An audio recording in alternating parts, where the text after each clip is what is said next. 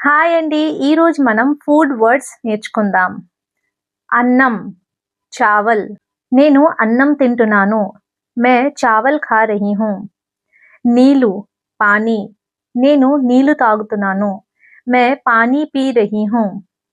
పాలు, दूध. పాలుని दूध అంటారు హిందీలో. నాకు పాలు ఇష్టముండదు. मुझे दूध पसंद नहीं है.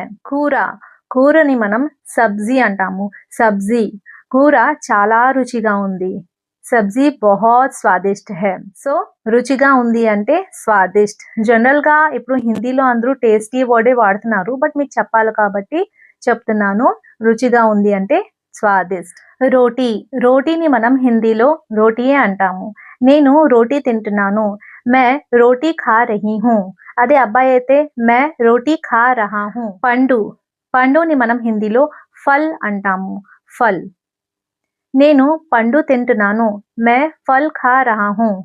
అబ్బాయి అయితే ఖా రహా హూ, అదే అమ్మాయి అయితే ఖా రహీ హూ.